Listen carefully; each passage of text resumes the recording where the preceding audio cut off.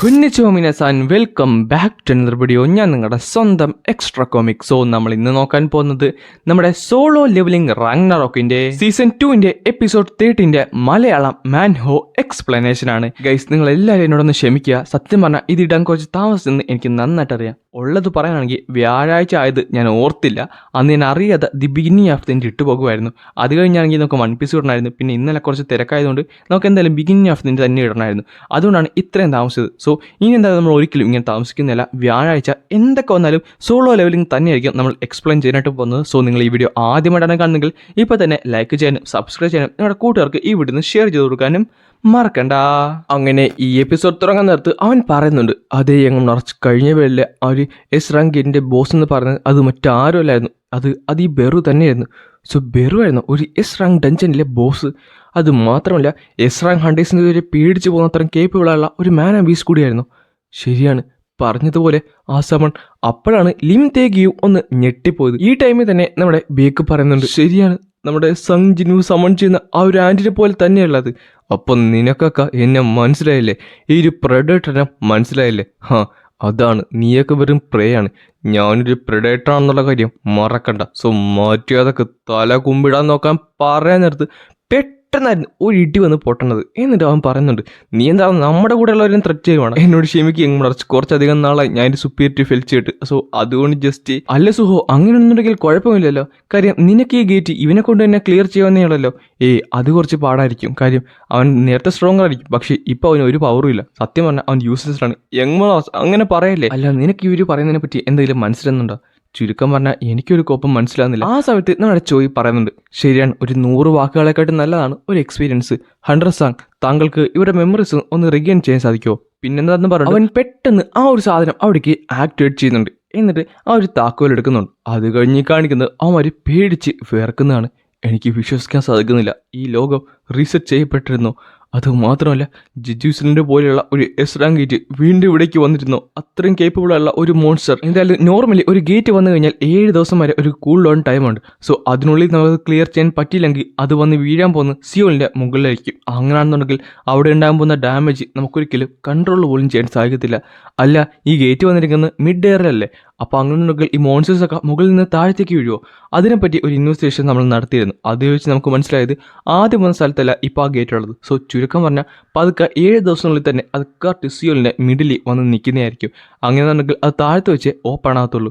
കോപ്പ് ഒരു മൂവിങ് ഗേറ്റോ, അപ്പോൾ നമുക്ക് ഒരു ചാൻസും ഇല്ല ഇത് ക്ലിയർ ചെയ്യാനായിട്ട്. ആ ടൈമിൽ തന്നെ നമ്മുടെ ബേക്ക് പറയുകയും ചെയ്യും, ഓൾറെഡി ഇറ്റാർ എന്ന് പറയുന്ന ഒരു എനിമിയായിട്ട് ഞങ്ങൾ ഫേസ് ചെയ്യണം. അതിനിടയിൽ തന്നെ ഒരു എസ് റാങ്ക് ഗേറ്റിൻ്റെ ഫ്രണ്ടിൽ പോയി പെട്ടുപോയില്ല.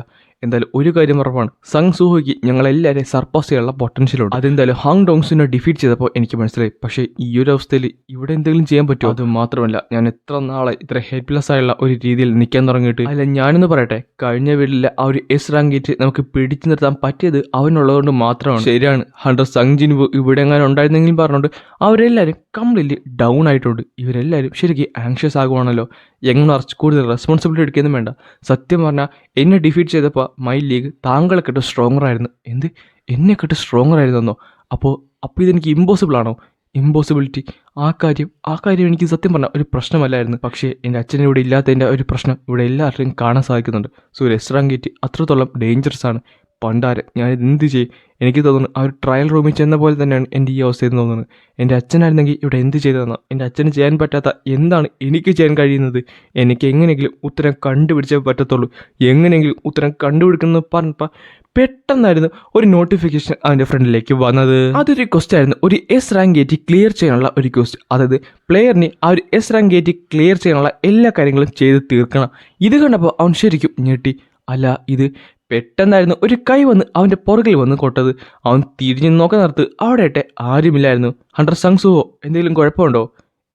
കുഴപ്പമൊന്നുമില്ല. ക്വസ്റ്റ് പറയുന്നത് എന്നെ കൊണ്ട് ചെയ്യാൻ പറ്റുന്ന എല്ലാം ചെയ്യാനല്ലേ? അതിനർത്ഥം അതിൻ്റെ ഉള്ളിൽ തന്നെ ഉത്തരമുണ്ടെന്നാണോ? ഹണ്ടർ ബേക്ക് യുഹുങ്ങോ, താങ്കളൊരു ബ്രൗളർ ടൈപ്പ് ഹണ്ടർ അല്ലേ? അതെ, എന്ത് പറ്റി? അങ്ങനെ കറക്റ്റ് ഒരു സാധനം എൻ്റെ കയ്യിലുണ്ട്. റീസെല് ഒരു ഫീൽഡ് ടൈപ്പ് ഡഞ്ചൻ ക്ലിയർ ചെയ്തപ്പോൾ എനിക്ക് ഈ സാധനം കിട്ടിയിരുന്നു. അല്ല, ഇതിനെന്ത് പേരിടും?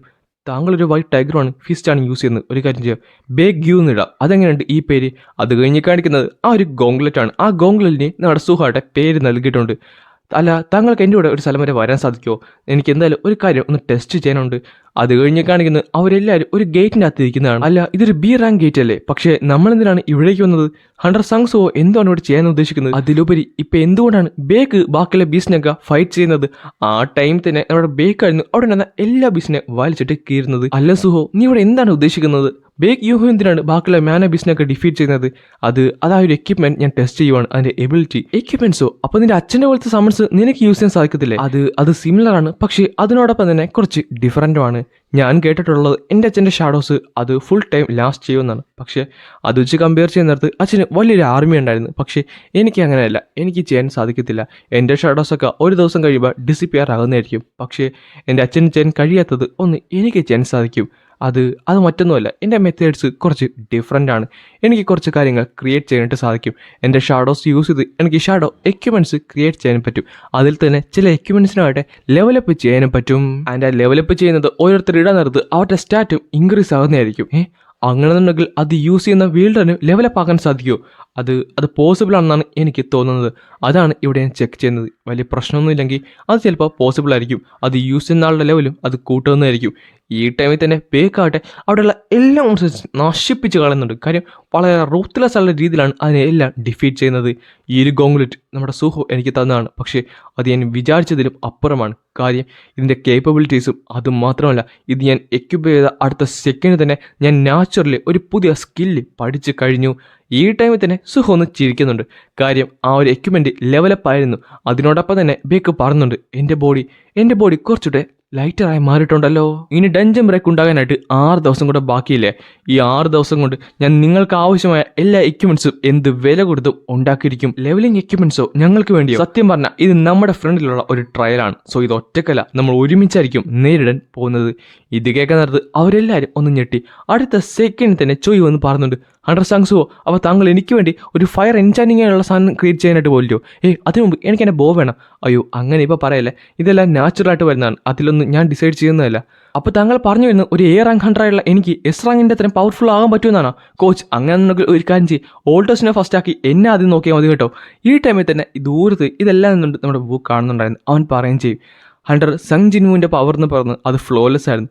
അദ്ദേഹത്തിന് ആരുടെ ഹെൽപ്പ് പോലും വേണ്ടായിരുന്നു. പക്ഷേ അത് വെച്ച് കമ്പയർ ചെയ്യുന്നത് സുഹോ കുറച്ചധികം ഡിഫറൻ്റ് ആണ്. അവന് ബാക്കിയുള്ള എല്ലാവരും അവൻ്റെ കൂടെ തന്നെ വേണം. കാര്യം സുഹോൻ്റെ പവർ എന്ന് പറയുന്നത് ഹോപ്പാണ്. ആ ഹോപ്പ് വെച്ചാണ് സുഹോ ഫൈറ്റ് ചെയ്തുകൊണ്ടിരിക്കുന്നത്. ഇങ്ങനെയാണ് പോക്കെങ്കിൽ ചിലപ്പോൾ എനിക്കും അവൻ്റെ കൂടെ ഇന്ന് ഫൈറ്റ് ചെയ്യാനായിട്ട് സാധിച്ചാലോ? അവൻ്റെ കൂടെ എനിക്ക് മാത്രമല്ല ഞങ്ങൾക്ക് എല്ലാവർക്കും അവൻ്റെ കൂടെ ഇന്ന് ഫൈറ്റ് ചെയ്യാനായിട്ട് സാധിച്ചാലോ? ഇപ്പോൾ എന്തായാലും ഇതൊരു ഡ്രീമാണ്, പക്ഷേ അതൊരു ദിവസം നിറവേറാൻ പറ്റിയാൽ മതി എന്നും പറഞ്ഞുകൊണ്ടാണ് ഈ ഒരു ചാപ്റ്റർ ഇവിടെ അവസാനിക്കുന്നത്.